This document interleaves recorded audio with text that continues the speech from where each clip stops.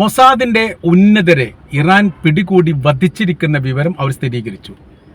യുദ്ധത്തിന് ശേഷം 700ഓളം മൊസാദി സംഘത്തെയാണ് ഇറാനിലെ വ്യത്യസ്ത മേഖലയിൽ വെച്ച് അവർ പിടികൂടിയത്. ടാക്സി ജീവനക്കാരും സമൂഹത്തിലെ പിന്നോക്ക വിഭാഗമായിട്ട് പ്രവർത്തിക്കുന്നവരും തൊഴിൽ ചെയ്യുന്നവരെയുമാണ് ഈ പ്രാവശ്യം മൊസാദ് സംഘത്തിൽ ചേർത്തുകയും അവരിൽ നിന്നാണ് വിവരം ശേഖരിക്കുകയും ചെയ്തത്. അതുകൊണ്ടാണ് ഇറാൻ ഇവരെ കണ്ടെത്താൻ വേണ്ടി വല്ലാത്ത സമയം വന്നിരിക്കുന്നത്.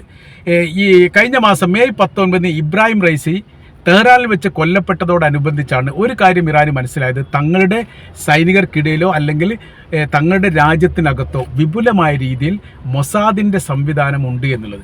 അതേക്കുറിച്ച് വലിയ അന്വേഷണ കാര്യങ്ങൾ നടത്തിയിട്ടുണ്ടെങ്കിൽ ആദ്യാദ്യ ഘട്ടത്തിലൊന്നും ലക്ഷ്യത്തിലെത്താൻ വേണ്ടി ഇറാന് സാധിച്ചിട്ടില്ല. ഇസ്മായിൽ ഹാനിയ കൊല്ലപ്പെടുന്നത് ജൂലൈ 31-നാണ്. ഇബ്രാഹിം റൈസി കൊല്ലപ്പെടുന്നത് മെയ് 19-നാണ്.